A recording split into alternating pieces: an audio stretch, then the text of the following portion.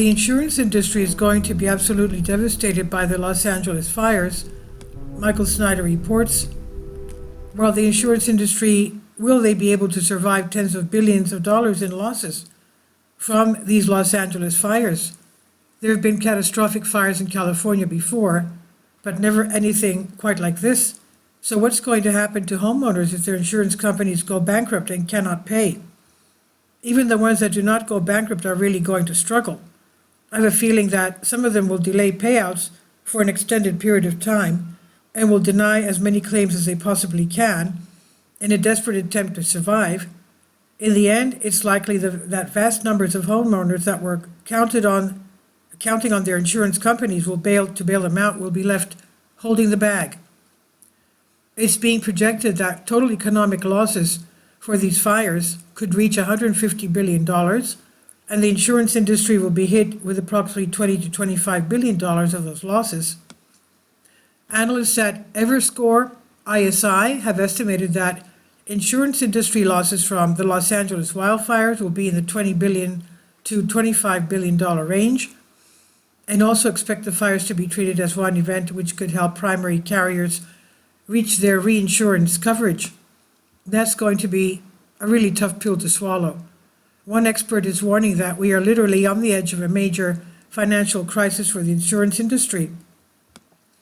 I think we're on the edge of a major financial crisis for the insurance industry, says Daniel Aldrich, a Northeastern professor, director of the university's Resilience Studies program, and co-director at the Global Resilience Institute. I agree with him. I don't see how the industry is going to avoid a historic crisis in the aftermath of these fires. In particular, Politico is telling us that this could be the final straw that breaks California's insurance market. Wednesday's firestorm in a wealthy area of Los Angeles could be the final straw that breaks California's insurance market. The state's insurance market has been teetering on the edge of insolvency for years, thanks to catastrophic wildfires that have driven many insurers to stop writing new policies and drop existing ones. Insurance companies are generally well capitalized, but there is only so much they can take. I think that is probably inevitable that some insurers will not make it, and that would be extremely bad news for homeowners that are holding policies from those companies. My concern is that the insurance companies won't be able to handle all the claims and file for bankruptcy, and that's that. It's scary. Los Angeles construction worker Ivan De La Torre, 32 years old, whose uncle and sister both lost their houses in a fire that consumed half of Altadena, a suburb of some 40,000 people north of Los Angeles. As hundreds of Los Angeles residents return to find homes reduced to ashes due to a devastating wave of wildfires, many are fearful that their insurance policies may not cover the rebuild cost and that future premiums will be astronomical. Rebuilding costs are going to be insane. Just think about how much it would cost to rebuild the home that you're living in right now. If you are a homeowner, could you rebuild your home for what you originally paid for it? In the vast majority of cases, the answer would be no. In recent years, home building costs have gone into the stratosphere. The situation is further complicated by elevated construction costs. Both material prices and labor costs have remained high since the pandemic, which could amplify the final insurance payouts. Insurers will also face additional living expense claims, typically capped at 30% of a dwelling's value, and business interruption losses for commercial properties. Of course, many homeowners in the Los Angeles area did not have any insurance at all, and so now they have lost everything. And here's just one example.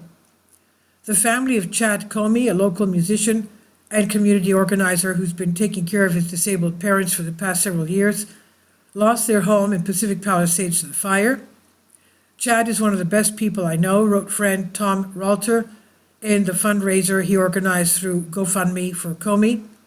Chad's mom is paralyzed by neuromyelitis optica, a rare autoimmune disease, and his dad is blind. Chad is the best boss I've ever worked for and one of the kindest people I know. The fire took everything, clothes, possessions, and memories, Ralter said. His parents did not have insurance on the home. Chad and his family need immediate financial assistance to help recover from the fire. Can you imagine being in that situation? How would you feel? State Farm Insurance is taking a lot of heat for removing coverage from tens of thousands of homeowners last year. State Farm said in 2023 that it would stop accepting new homeowners insurance applications in California, and then added last year that it would stop covering 72,000 homes across the state due to the growing frequency and severity of wildfires. Comedic actor Robert Schneider ranted against State Farm last week, saying they were a pile of crap for canceling insurance policies. Actor James Woods, whose Pacific Palisades home was engulfed by flames and destroyed, also confirmed in the past that one of the major insurance companies had canceled all the policies in our neighborhood about 4 months ago, an apparent reference to State Farm. Sadly, approximately 1,600 homeowners in Pacific Palisades had their policies canceled by State Farm about 6 months ago. About 1,600 policies in Pacific Palisades were dropped by State Farm in July, California Department of Insurance spokesman Michael Soller said in a Thursday email to CBS Money Watch.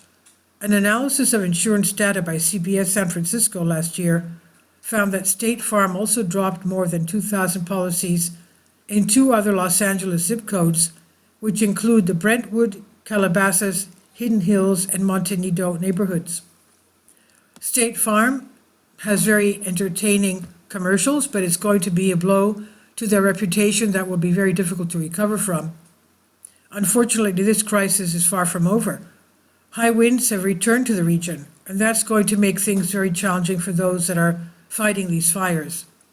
Ominous winds were expected to regain strength Monday, howling through fire-blackened trees, picking up plumes of ash and smoke, and further tangling efforts to tamp down the explosion of fires across Los Angeles County that have seen victims and destroyed thousands of homes and businesses. From a big picture point of view, this disaster is yet another devastating blow in a long series of devastating blows to the U.S. economy. How many blows can we possibly take? Unfortunately, I have a feeling that it would be too long before we find out. Michael Snyder says in the Economic Collapse blog. Please leave your comments, and thank you for your support. This is by Michael Snyder and about the author. Michael Snyder's new book entitled Why is available on paperback and for Kindle on Amazon. He's also written 8 other books that are available on Amazon, including Chaos, End Times, 70 Apocalypse, Lost Prophecies of the Future of America, The Beginning of the End, and Living a Life That Really Matters.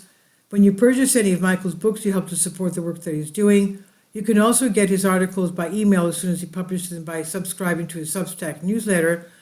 Michael has published thousands of articles on the Economic Collapse blog, End of the American Dream, and the Most Important News, and he's always freely and happily allowed others to republish those articles on their own websites. These are such troubled times and people need hope. John 3:16 tells us about the hope that God has given us through Jesus Christ. For God so loved the world that he gave his only begotten Son, that whosoever believeth in him should not perish but have everlasting life. If you have not already done so, we strongly urge you to invite Jesus Christ to be your Lord and Savior today. Please support my Patreon account.